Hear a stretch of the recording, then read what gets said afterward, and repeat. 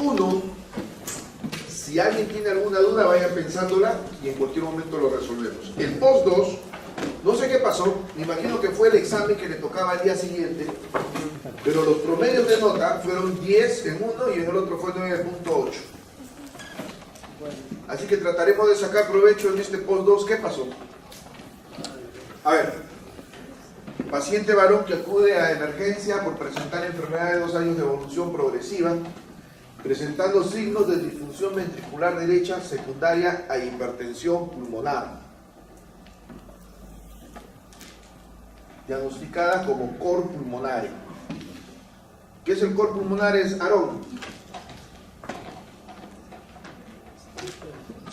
Hipertrofia.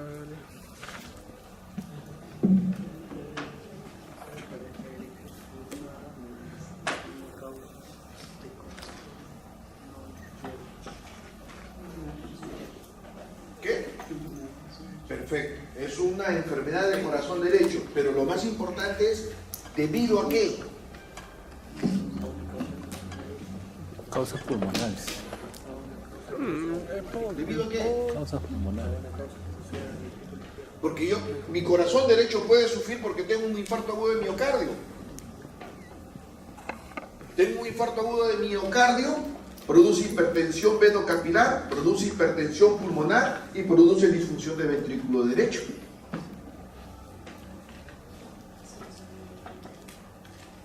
Entonces puede sufrir. Mi corazón derecho puede sufrir porque tengo una estenosis de la arteria pulmonar.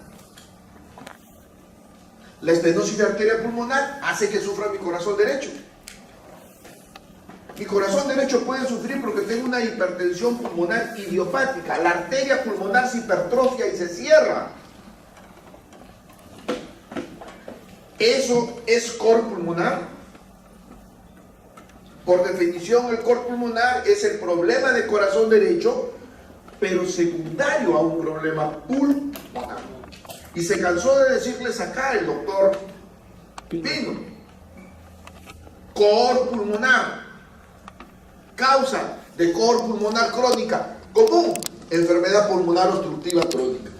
Eso es un regalo. Ahí ya tenían 0,4. Ya les he dicho, el promedio de este examen fue 10 en uno y 10 en el otro. Ya tenían 4 puntos ahí. Entonces, esto es un regalo. Simplemente la definición puede ser infarto agudo de miocardio o no, eso no es cor pulmonar. Puede ser tromboembolia pulmonar, eso es agudo. Este problema es crónico, 2 años de evolución. Enfermedad tiroidea. La enfermedad tiroidea generalmente es autoinmune, es el Gray-Basedov. Y esta enfermedad Gray-Basedov también genera hipertensión pulmonar, hipertrofia de la arteria pulmonar de forma inmunológica. Pero no es problema pulmonar, y ni qué decir la cardiopatía congénita. Entonces, eso era un regalo. Ahí tenían 0,4. Veamos. La siguiente. No, corre una nomás. Ya después nos vamos a la otra. ¿Esta es la siguiente pregunta? ¿Sí? Paciente mujer de 50 años, consulta por 7 meses de cansancio fácil y aumento de sueño. Además, aumento de sensación de frío, estreñimiento. 7 meses. Cansancio fácil. Hace poco la doctora Zaval hospitalizaba a una paciente por cansancio fácil e hiperpigmentación. Diagnóstico presuntivo, insuficiencia suprarrenal. Y se confirmó insuficiencia. Es una de las cosas que más produce astenia, cansancio. ¿Qué otra cosa? ¿Qué otra enfermedad endocrinológica? Hipotiroidismo. Vale, de repente no es el caso. Aumento de sueño, caramba. Aumento de sensación de frío. Se van juntando las piedrecitas. El examen físico demostró frecuencia cardíaca 48 por minuto. ¿Qué es eso? Bradicardia. ¿El hipotiroidismo produce bradicardia? Sí, ¿no? Ya me había olvidado. Presión arterial de 560, frecuencia respiratoria de 16 por minuto. Voz ronca, ya pues ya. ¿Qué más quiere? Palidez de piel, sequedad de piel, fascias abotagadas. ¿Qué más quiere? ¿Cuál es la causa más probable del trastorno de la frecuencia cardíaca? Si tiene orejas, tiene 4 patas, mueve la cola, les dice wow, wow.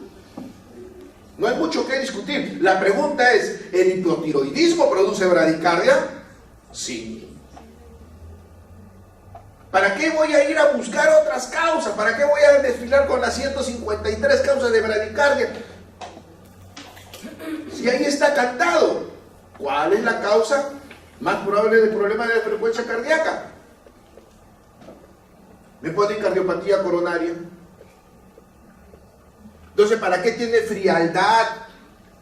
Doctor, es que el paciente hipotiroideo puede tener problema de colesterol, puede tener problema de triglicéridos, y eso genera enfermedad coronaria. ¿Para qué le buscamos 100 pies al gato?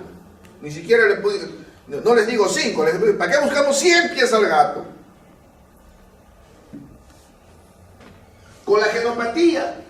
Es que, doctor, los pacientes con enfermedad reumatológica pueden tener una enfermedad poliendocrina múltiple y ahí puede haber hipotiroidismo. ¿Quieren seguir filosofando? Bueno, pues estudian filosofía. Enfermedad de Chagas. Es que, doctor, los pacientes con enfermedad, bueno, ahí sí no tienen nada que pensar, por mi madre. Hipocalemia. El paciente hipotiroideo puede tener hipocalemia porque el paciente hipertiroideo tiene hipercalemia. ¿Es así? No, es al revés. ¿Es así? Es al revés, creo. Y como tiene hipocalemia, tiene frecuencia cardíaca. ¿No les han enseñado que la hipocalemia produce frecuencia cardíaca elevada?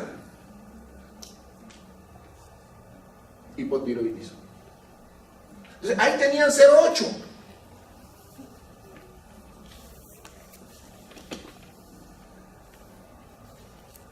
Por gusto le ponemos el cuadro clínico. Alguien dijo a chino, ¿cierto? Siguiente. Ahí tenemos 0,8. Entonces ya estamos en el promedio de todos. Mujer de 65 años de edad que esporádicamente presenta desde hace un año controles de presión arterial. Los que vinieron a nuestra reunión del primer post, me imagino que respondieron esto. ¿Qué les pedía yo como médico encargado del curso a los médicos generales en hipertensión arterial, que sepan tomar la presión arterial? No, bueno, ustedes son de la San Martín, ¿no? Todos saben tomar la presión arterial, todos saben hacer el diagnóstico de hipertensión. Pero ¿qué les dije yo? Factores de riesgo, 1 y 2, órgano blanco. Les regalé la pregunta. Los que vinieron al primer post, les regalé la pregunta.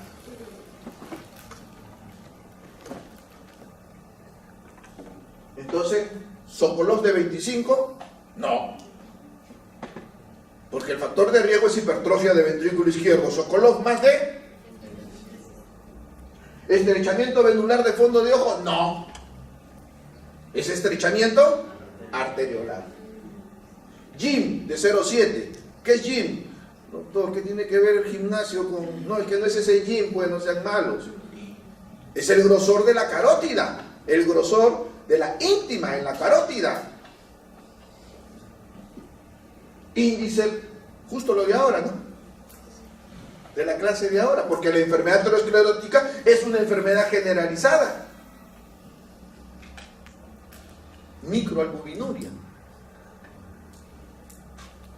¿Cuánto es la microalbuminuria normal? 50, 25. Hasta 30, ¿no es? Yo estoy hablando de proteinuria. Entonces ya tenían 12. Díganme que las preguntas no son regaladas. Más aún cuando vienen al primer post, se quedan hasta tarde, como ahora, los felicito, y uno les sopla las preguntas. Ya tenían 12. Siguiente.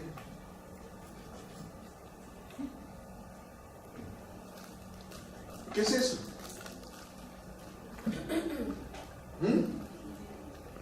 ¿Qué es eso?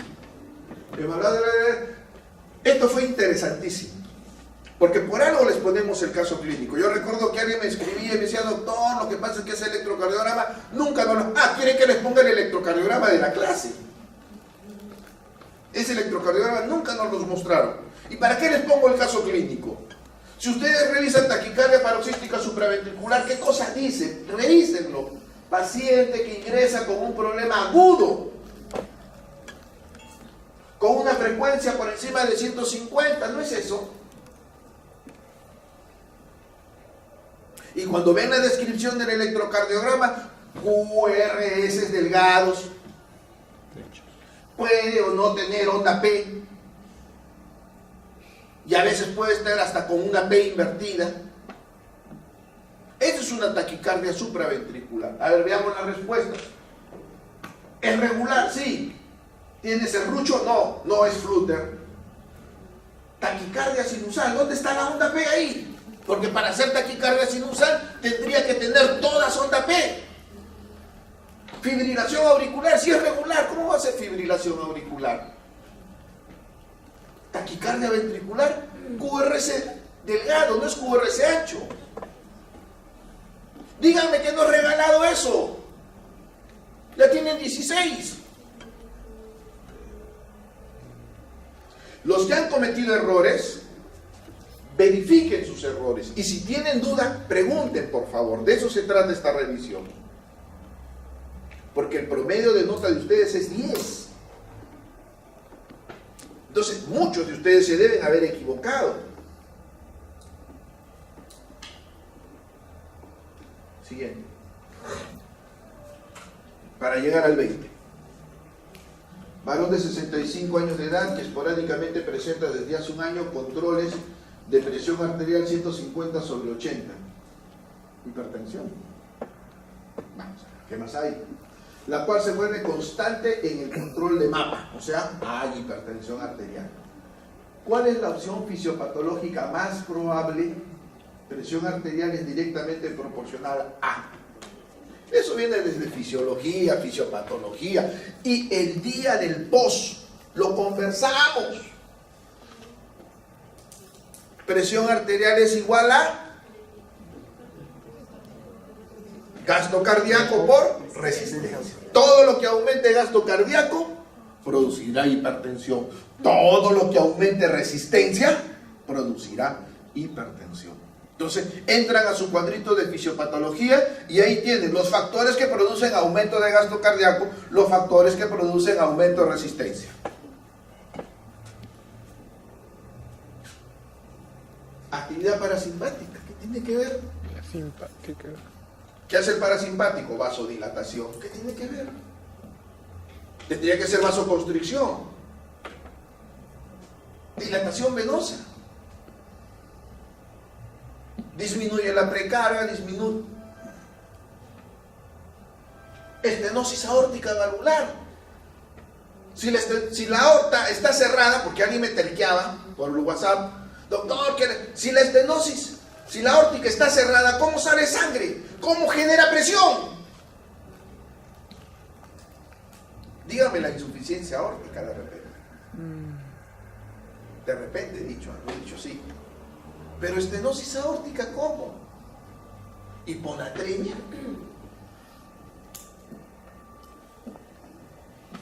Presión es directamente proporcional. Gasto cardíaco. Quieren que les pongan. Es que doctor, nadie nos puso débito cardíaco. Es lo mismo. Débito cardíaco no es igual que gasto cardíaco. Y en su cuadrito de fisiopatología está débito cardíaco. ¿No es cierto? Dígame que no pueden sacar 20.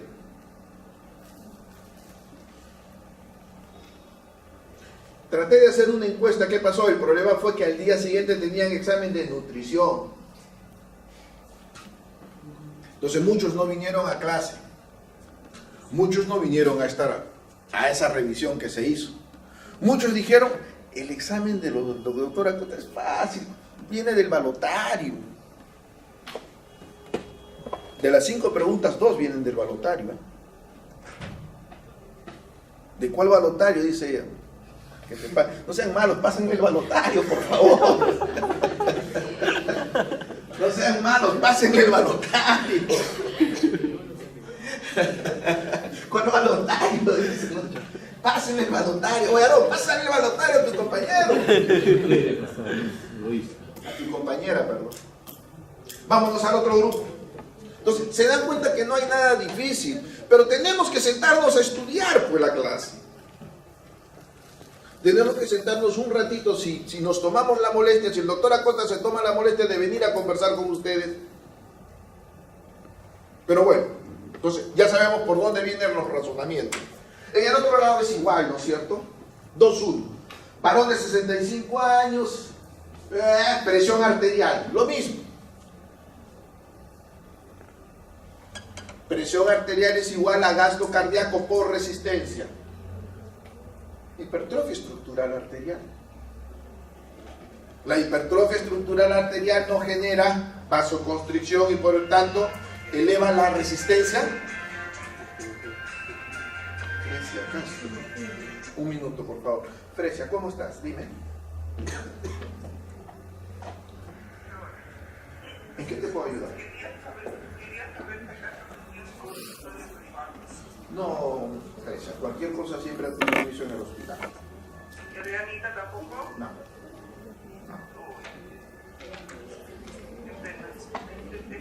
Tengo sobrina, hija de mi hermano, que está esperando la consulta para un certificado de buena salud. Yo la espero mañana, ¿la puedes llevar mañana miércoles al hospital?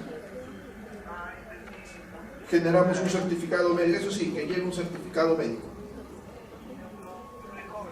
No te preocupes, por favor. Un beso. Hasta mañana.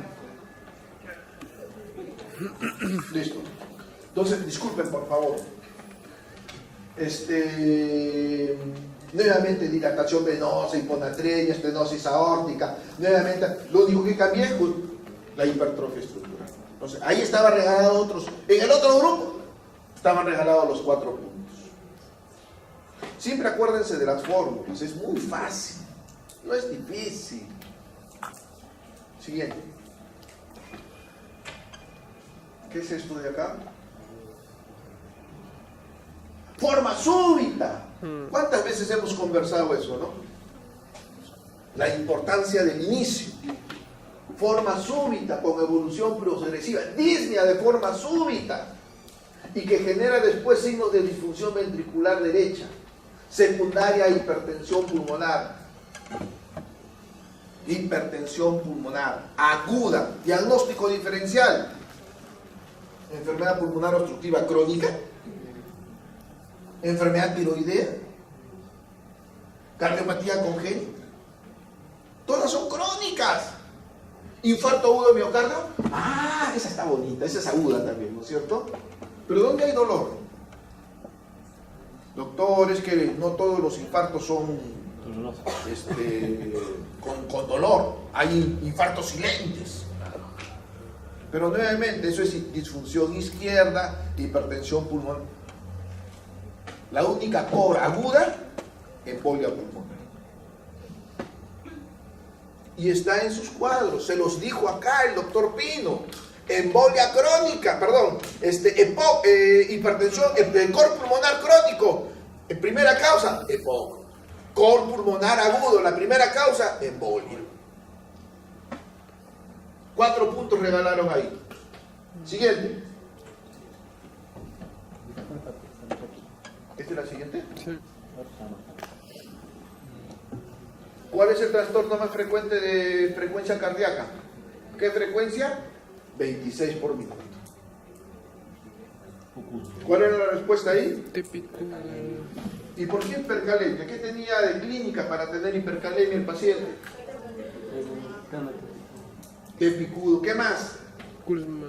¿Por qué se les pone Kussmaul?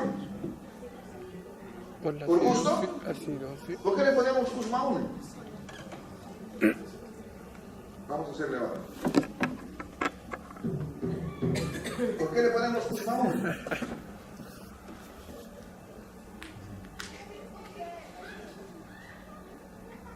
Cuando te meten en la historia clínica y revisas Kussmaul, de frente, ¿qué se te viene a la cabeza? ¿Qué? Dime tú. Ahí está el examen. Por favor, ¿qué se te viene a la cabeza? No te asustes. Fuerte. Contado, quítame la mano. Exacto. Acidosis metabólica. ¿Cuántas veces han escuchado eso desde semiología? Desde fisiología. Respiración de Kussmaul. Acidosis metabólica.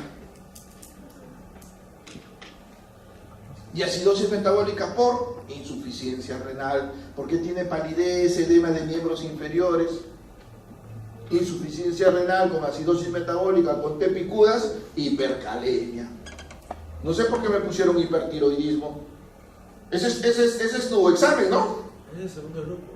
Ah, ese es de otro grupo, no es el tuyo, sin vergüenza, que yo ya sé cuál fue tu nota. 8. Entonces, ¿cómo me ponen hipertiroidismo? ¿Qué tiene para hipertiroidismo? Por favor. Hipercalemia. Otros 4 puntos regalados. Y es el cuadro clínico nuevamente. ¿Eh? Siguiente. Nuevamente. Presión arterial. Lesión subclínica de órgano blanco. Un viejo maestro me enseñó que si yo me voy a una isla y como médico solo puedo llevar un instrumento, no llevo un estetoscopio, llevo un fondo de ojo. Porque con el fondo de ojo puedo darme el lujo de ver el interior de las personas.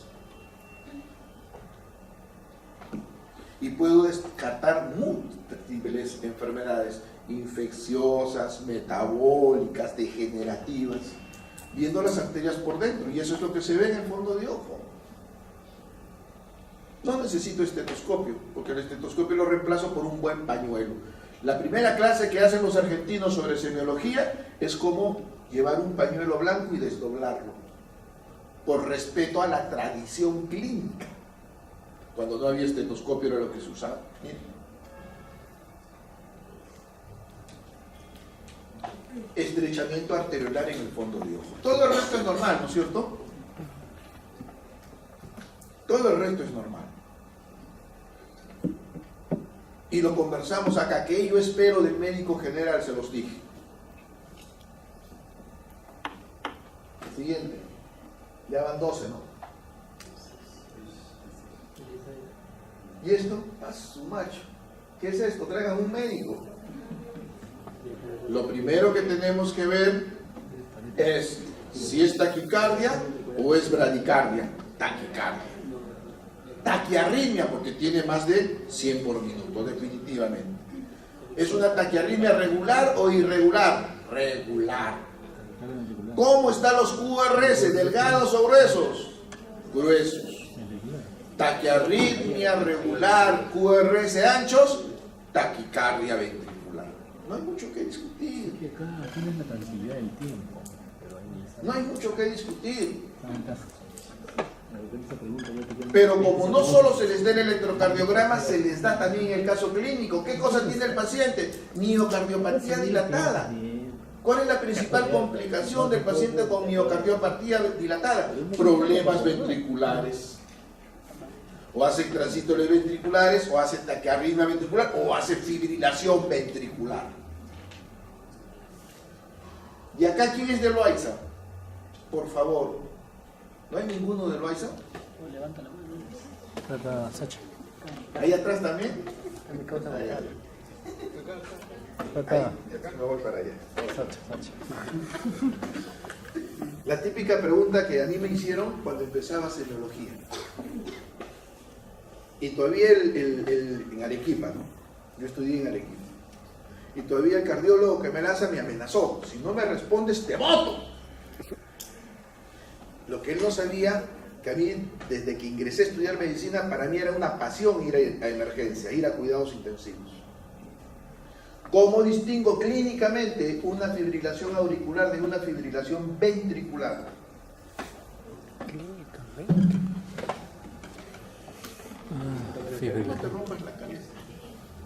¿Cómo distingo clínicamente? Le tomas el pulso al paciente, ¿cómo haces para distinguir entre una fibrilación auricular y una fibrilación ventricular?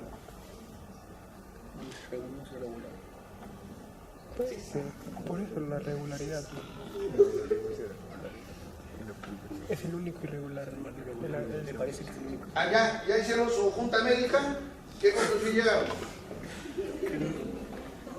¿Qué conclusión llegaron? Fibrilación así, pero no necesariamente. Dilo si te equivocas, ¿cuál es el problema? ¿En la fibrilación auricular hay un 2P? Dilo. Digo auricular, ventricular. No se ¿Una FA? Ya, ustedes ya hicieron su junta médica también.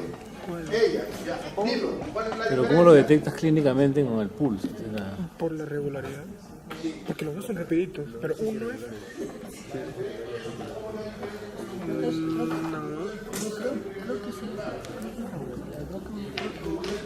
No creo. Eso es... Estoy casi seguro. Es rápido. la fibrilación ventricular es irregular. Hicieron su junta médica, esos cuatro ya se reunieron. Vamos a irlo por acá. Ya se reunieron esos cuatro. A ver, ¿a qué conclusión llegaron, Besa? No hemos llegado a ninguna conclusión. Es un macho. Pienso que es de... Acá está la respuesta. Cuéntame, ¿cómo es el pulso de la fibrilación auricular? Sí. Arrítmica. ¿Y cómo es el pulso de la fibrilación ventricular? Rítmico. Claro, es lo que te estoy diciendo. Ese trío, Eso es lo que- ese trío de allá me encanta. Eso es lo que yo te dije. Es que soy la... O sea, los dos son rapiditos, pero el auricular es diferente. Es una arritmia. ¿Cómo es el pulso de la fibrilación auricular? Irregular. ¿Cómo es el pulso de la fibrilación ventricular? ¿Qué? Regular. ¿Alguien? Ya vi los ojos. Por la imagen de... Yo leo los ojos. En la primera línea, en la primera y los dos tienen el mismo alto y bajo. La fibrilación ventricular es terrible. La fibrilación ventricular no es regular. ¡Aló! Una cosa es ritmo y otra cosa es frecuencia. ¿Él tiene la respuesta? Claro, pues si está en la frecuencia FAP, aumentando. ya le saqué la mura y yo en la FAP, ¿cómo no vas a ver? Dile pues, ¿cómo es el pulso de la fibrilación auricular? Irregular. ¿Cómo es el pulso de la fibrilación ventricular? ¿Qué? Regular. Les he sacado la mura en la FAP y ya se olvidó. ¿Qué cosa? No hay pulso. El paciente con fibrilación ventricular está en paro cardíaco. Entonces, eso es un paro cardíaco. Miren lo absurdo. Eso sirvió para que ese cardiólogo me llevase por todo el hospital. El paciente con fibrilación ventricular es un tipo de paro cardíaco. Llegan donde un paciente, no le encuentran pulso, paciente en paro cardíaco. 3 tipos: o fibrilación ventricular, o asistolia, o la famosa disociación Auriculoventricular. electromecánica, ¿no? La discordancia entre pulso y latido. Ese paciente está en muerte. El paciente con fibrilación ventricular no tiene pulso. ¿Cómo hace su aurícula en la fibrilación auricular? ¿No siempre les han dicho así? Claro. Nunca se contrae la aurícula. Lo mismo, acuérdense, ¿cómo está su ventrículo en la fibrilación ventricular? Así. Nunca hay contracción. Es una gelatina. No hay contracción, no hay pulso. En la fibrilación auricular, pulso deficitario. Pulso irregularmente irregular, irregular en frecuencia, irregular en amplitud. Bueno, eso como para recordar. Listo. Entonces tenían 20, La imagen Dios. pero el promedio de nota fue 10. Mucho.